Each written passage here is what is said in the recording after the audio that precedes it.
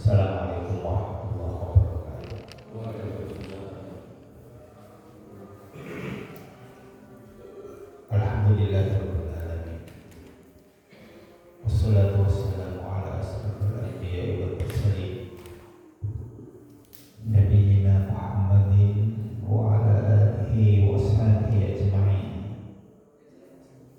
Allahumma la sahla illa ma ja'altahu sahla wa anta taj'alul hazna idza syi'ta sahla. Ya hayyu ya qayyum bi rahmatika astaghits wa aslih lisani kullahu wa la takilni ila nafsi tarfata 'ain. Rabbi shrah li sadri wa yassir li amri wahlul 'uqdatam min lisani yafqahu qawli, amma ba'du. Para jamaah Bapak Ibu yang dirahmati oleh Allah, alhamdulillah, monggo kita sareng-sareng senantiasa bersyukur kepada Allah atas nikmat yang telah diberikan kepada kita semua, sehingga pada kesempatan pagi hari ini kita bisa bertemu kembali di majelis yang penuh berkah ini tanpa kekurangan suatu apapun. Marilah kita berbanyak doa, berbanyak memohon kepada Allah rahmatnya, bimbingannya, hidayahnya, sehingga kita ini tetap saged istiqomah dalam menjalankan ketaatan-ketaatan kepadanya. Salawat serta salam mudah-mudahan senantiasa tercurahkan kepada junjungan kita Nabi besar Muhammad sallallahu alaihi wasallam. Amin ya rabbal alamin. Para rawuh sedaya, kula bermriki pada kesempatan pagi hari ini di awal tahun kita mengawali terusannya bab masalah tahqiq taubah, tahqiq tentang masalah taubat.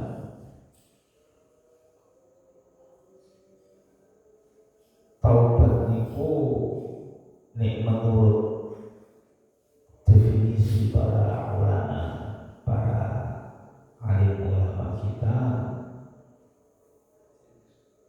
dia adalah kembali kepada Allah. Jadi taubat niku artinya balik, kembali kepada Allah. Siapa yang kembali kepada Allah berarti piyambake niku padha karo balik nang kebahagiaan, balik nang keberuntungan. Siapa yang dia bertaubat kepada Allah, kembali kepada Allah, maka berarti dia itu kembali kepada kesenangan. Wis pokoke kebahagiaan sing lengkap niku jenenge balik teng Allah. Maka niku para rawuh sedaya, Allah senantiasa memerintahkan kepada kita, wa tubu ilallahi jami'an ayyuhal mu'minun la'alakum tuflihun. Dan bertaubatlah kalian semuanya wahai orang-orang mukmin. Supaya apa? Supaya kalian itu tuflihun, menjadi orang-orang yang beruntung. Perintah taubat di sini para rawuh sedaya niku terkait kali perintah yang diwajibkan setiap saat, setiap waktu, dan setiap hari. Perintah taubat niki merupakan perintah yang wajib segera dilakukan. Kenapa? Di sini menurut Itu ada dua kemungkinan. Yang pertama, karena kita ini sebagai manusia biasa senantiasa berbuat dosa dan maksiat. Baik kita sadari ataupun tidak kita sadari, kita niki boten maksum para jamaah. Kita ini tidak maksud dari dosa-dosa. Bendino iku mesti enten mawon dosa-dosa sing kita kerjakan. Nah, dosa yang kita kerjakan itu membuat diri kita, hati kita itu jauh dari Allah. Nah, ini titik yang jenengan harus pahami. Setiap dosa yang kita lakukan itu membuat diri kita, hati kita, jiwa kita jauh dari Allah. Nah, ini jauh dari Allah, secara otomatis kita itu berada dalam kesedihan, berada dalam keadaan yang gak enak. Jauh dari Allah itu bukan enak memang. Makanya bagaimana cara kita agar kita tidak jauh dari Allah lantaran dosa-dosa kita dan kemaksiatan kita para jamaah, maka Allah memerintahkan apa? Tubuh wa tubuh, dan kalian itu sampeyan kabeh iku baliho nang aku jare Allah. Makanya kemudian la'allakum tuflihun, nek sampeyan terus-menerus setiap waktu, setiap saat balik nang aku jare Allah, sampeyan mesti dadi wong sing beruntung. Beruntung niku dalam hal sing nopo, sing sempurna. Bahagia, kesenangan, kelapangan, enak, hati tentrem, urip nyaman. Lah niku nek parek kali Allah. Berbeda dengan orang yang jauh dari Allah lantaran dosa-dosanya. Makanya niku kan Allah memerintahkan dalam surat lain, At-Tahrim ayat 8 itu nggih, ya ayyuhalladzina amanu tubu ilallahi taubatan nasuha. Wahai orang-orang yang beriman, sampeyan kabeh iku tobaton nang Allah, tobaton nang aku jare Allah, dengan taubat sing sak temen-temene taubat. Ojo digawe gawe. Nggih, memang taubat itu boten saged digawe-gawe. Taubat itu tidak bisa dibuat-buat. Kalau taubat ya taubat, sehingga taubat yang sebenar-benarnya inilah yang membuat kita itu beruntung. Wong Kanjeng Nabi mawon piyambak niku masuk nggih, masuk kan.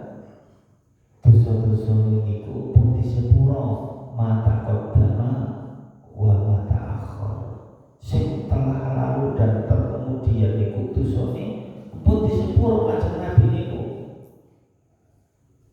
Tapi meskipun pun disepuro dosa-dosane, Kanjeng Nabi tetap beristighfar dan bertaubat kepada Allah. Wallahi inni la astaghfirullah wa atubu ilaihi fil yaum akthar min 70 marrah.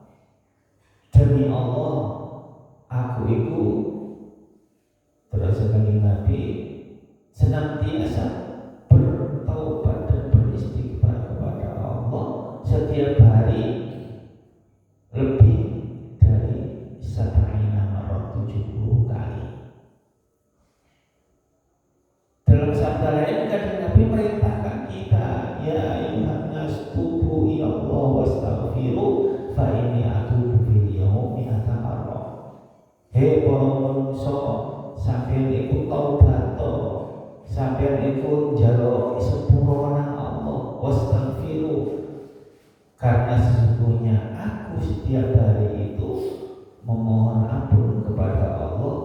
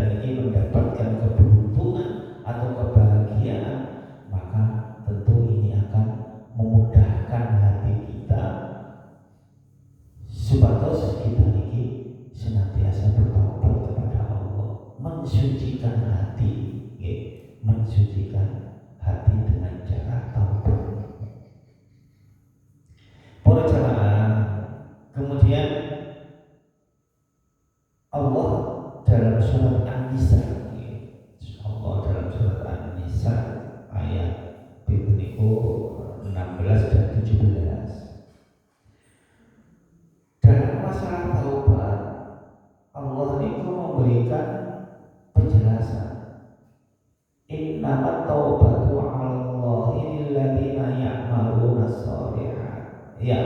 su'a bijahalatin tsumma yatubuna min qarib fa ulaika yatubullahu 'alaihim. Innamat taubatu, sesungguhnya taubat bagi Allah, maksudnya orang yang bertaubat, yang kembali kepada Allah. Lilladzina ya'maluna su'a bijahalatin, yaitu ketika mereka melakukan keburukan lantaran kebodohan dirinya. Tsumma yatubuna min qarib, lalu dia lekas-lekas bertaubat sesegera mungkin.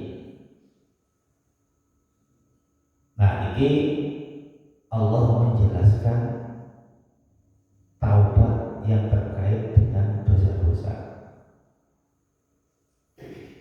Artinya para sedaya, jangan sampai kita itu ketika berbuat dosa, kemudian kita meremehkan dosa-dosa itu, meskipun sepertinya dosa itu sepele atau kecil. Allah memerintahkan kita untuk segera bertobat dari dosa-dosa kecil, apalagi dosa besar. Dosa besar wis gak iso diomongno wis. Karena Rasulullah menyatakan la tahqiru dhunuba sighar fa innaha tatasa'abu dzunubal kibar. Jangan kamu itu meremehkan dosa-dosa kecil, karena kalau dosa-dosa kecil itu dibiarkan terus-menerus, dilakukan terus-menerus tanpa ada istighfar dan taubat, ya suwe-suwe akhirnya dosa-dosa cilik itu tadi gede, sedikit demi sedikit, karena tidak ada istighfar di situ, tidak ada taubat kita, maka lama-kelamaan akan menjadi gunung, lama-kelamaan akan menjadi bukit berjamaah. Makanya inilah bahayanya orang-orang yang suka menunda-nunda taubat niku. Bahayanya orang-orang yang ngendi-ngendi. Dan ini kebanyakan yang dilakukan oleh para manusia. La saghirata ma'al israr wala kabirata ma'al istighfar. Tidak ada dosa kecil kalau dilakukan terus-menerus tanpa disertai dengan taubat dan istighfar, karena tidak bisa dilebur dosa-dosa itu kecuali dengan istighfar dan taubat. Jadi mboten ente jenenge dosa kecil umpamane dilakukan terus-menerus kamari-mari gak ada istighfar. Tetapi sebaliknya Rasulullah mengatakan orang ono dosa gede mahal istighfar, nek disertai dengan istighfar, nek disertai dengan memohon ampun dan bertobat kepada Allah. Untuk sedikit harus jadi renungan kita bahwa jamaah dosa-dosa yang kita lakukan meskipun kecil harus diwaspadai. Tetapi satu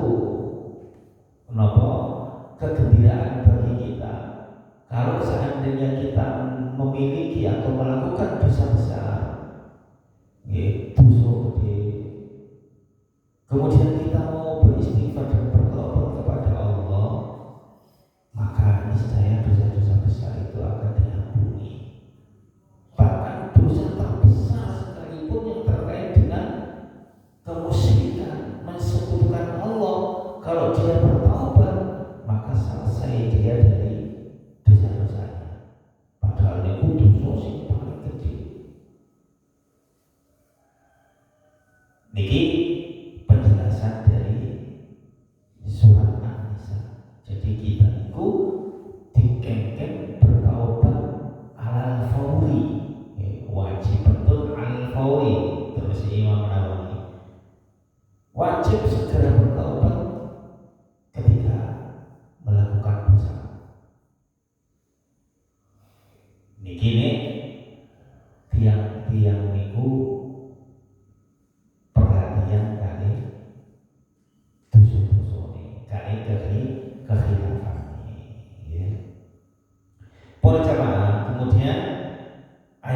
seterusnya niku Allah menjelaskan yang terkait dengan masalah taubat niki.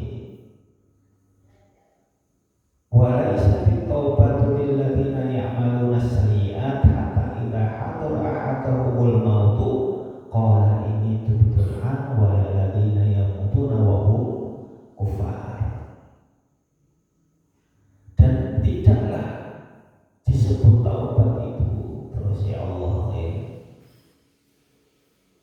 mereka yang melakukan perbuatan dosa atau perbuatan yang buruk. Kemudian ketika saat mereka terlena dengan dosa-dosanya, terlena kayak dosa-dosa ini, lantas nopo kematian menyusulnya.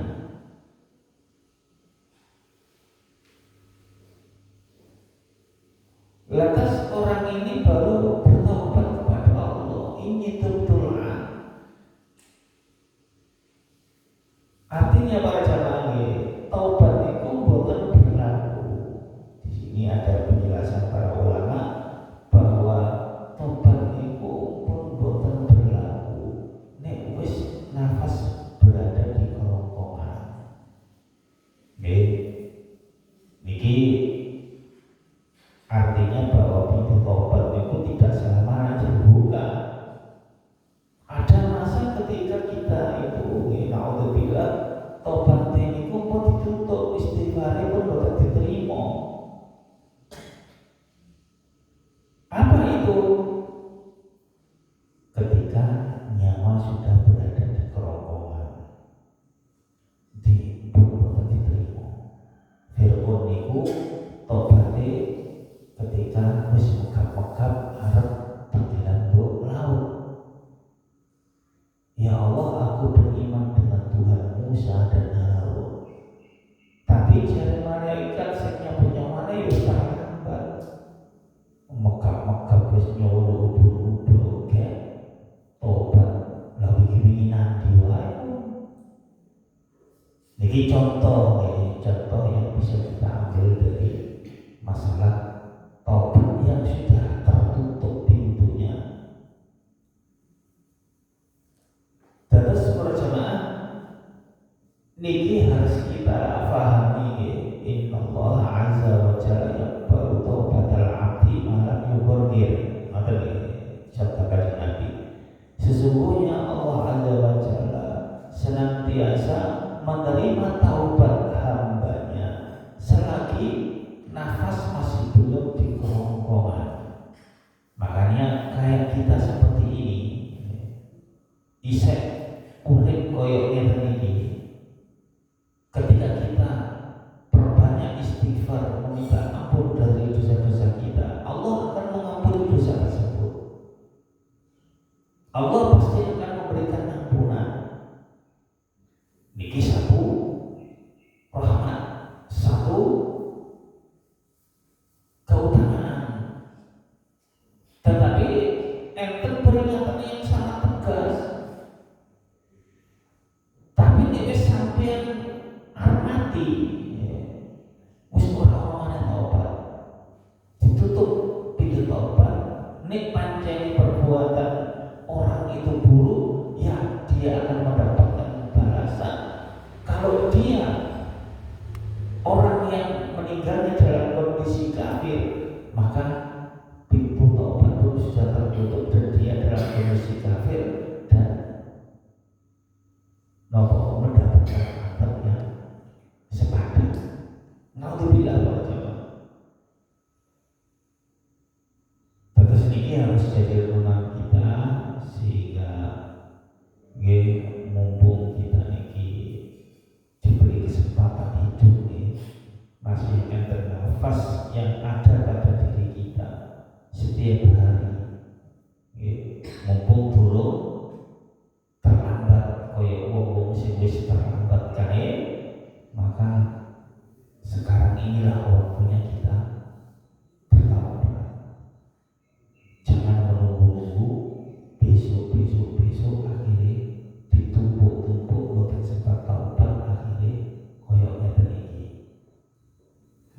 alladzina yamutuna wa hum kuffar, dan orang-orang sing mati dalam kondisi kafir niku wis mboten enten terbuka pintu taubat. Para jamaah sekalian yang dirahmati oleh Allah, nggih naudzubillah nggih, apa yang terkait dengan kehidupan kita niki mboten kehidupan sing dianggap main-main. Kita semuanya hidup di dunia ini harus kita pahami dihidupkan oleh Allah, dan tujuan kita dihidupkan oleh Allah itu adalah wa ma khalaqtul jinna wal insa illa liya'budun, dan tidaklah aku ciptakan jin dan manusia kecuali untuk menyembah kepadaku. Itu asasnya kita hidup di dunia ini. Dan jangan dikira bahwa hidup kita ini main-main, mau lenggangkan kok gak bertanggung jawab. Allah akan meminta pertanggungjawaban nanti. Jangan kita terlena dengan kehidupan dunia saja. Jangan sekali-kali kita senantiasa berangan-angan kehidupan tujuanmu enak, kalau tanggung jawab menulis mati ya wis koyok kewan. Tidak, para jamaah, kita ini ya yang dihidupkan oleh Allah sebagai manusia dan juga sebagai jin itu diberi tanggung jawab secara agama, secara syariat.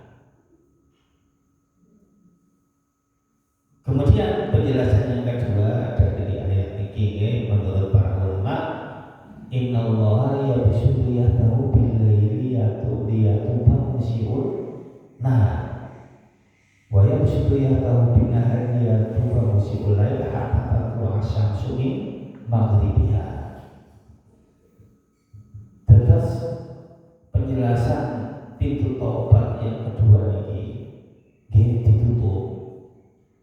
Makanya Allah itu senantiasa menerima taubat hambanya ketika dia bertaubat pada malam hari, siang hari melakukan dosa, malam harinya diterima taubatnya oleh Allah karena bertaubat. Demikian sebaliknya, hatta tatlu'a syamsu min maghribiha, sampai matahari itu terbit dari sebelah barat.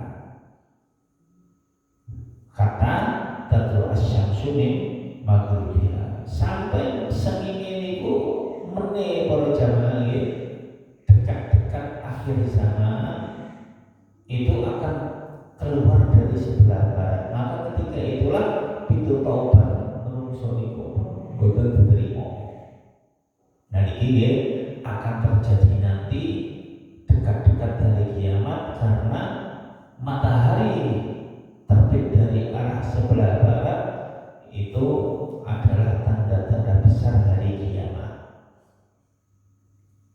Makanya tiang-tiang sing sadurunge boten beriman, mari ngono terus delok srengenge kok metu teko barat langsung beriman, niki pun boten diterima. Atau orang-orang yang sebelumnya tidak pernah berbuat baik, kemudian tiba-tiba karena ada tanda secara kasat mata dia lihat itu matahari keluar dari barat, dia kepingin taubatnya juga sudah tidak diterima. Alhamdulillah, meskipun ini sepertinya tidak akan terjadi di zaman kita, tetapi kita harus memahami ini sebagai renungan, sebagai bahan sebagai bahan renungan kita akan kita waspada. Jangan-jangan sengenge metu teko barat.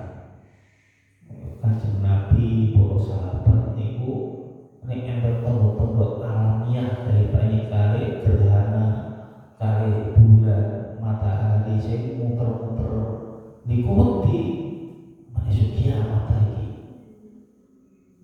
Itu karena apa? Karena saking waspadanya terhadap perkara-perkara yang kaitannya dengan tertutupnya taubat, meskipun mereka memahami bahwa kiamat itu tidak akan terjadi di zaman mereka. Lah mestinya kita ini saat ini pun para dino kiamat pula. Enten sing kita jauh metu Imam Mahdi wis enten persiapan pasukan-pasukan perang antara kaum muslimin dengan orang-orang kafir dia pun terlihat. Huru-hara di dunia ini dia semakin lama semakin kacau balau. Ya memang ini tanda-tanda bahwa dunia ini akan segera berakhir. Ya memang Dajjal sudah keluar. Kita tahu bahwa dalam sebuah riwayat Dajjal itu pun enter. Desas-desus Imam Mahdi wis lahir jari ini. Para rawas sedaya tetes perenungan terhadap hari kiamat niku penting. Sebatas kita niku hatinya terbuka dan sebatas kita lagi senantiasa nopo takut kepada hari kiamat itu yang terkait dengan dosa-dosa kita. Mudah-mudahan kita ini sangat melangkah lantaran sering iling-iling perkara-perkara atau bab-bab yang terkait dengan masalah keakhiratan. Kalau ulangi ngaji niku tujuane nopo sih? Tujuane supaya mari ngaji niku orientasi kita niku nang akhirat. Mari ngaji bisa pancet mawon atine kalau gunane ngaji niku. Makanya ngaji niku jenenge ngaji niku nek mari ngaji mulai niku elinge akhirat. Orang kajian-kajian tak bisa dieling-eling dunya wae guyon perkataan niku terus mari ngono eling opo? Gak eling opo-opo. Ya betul-betul gunane ngaji niku. Dan iki lho tujuan ngaji niku wonten. Terus nek kajian nek perkataan kok seneng regane iso ngelawak, iso ngene. Nah iki diputer ngaji. Ngaji itu tujuan supaya eling akhirat, supaya hati kita itu terbuka. Mari ngaji niku orientasinya kencang, tambah kuat menuju ke akhirat, ibadahnya tambah api. Para jamaah, terus ini yang harus kita pahami betul terkait dengan bab-bab yang sudah kita bahas pada pagi hari ini. Ya, mudah-mudahan ada manfaat yang bisa kita ambil baik diri saya secara pribadi, dia juga jenengan sedaya sebagai mustami, sebagai pendengar. Oke, kurang lebihnya saya mohon maaf. Insyaallah akan kita lanjutkan pada bab yang seterusnya. Aku qouli hadza wa astaghfiruh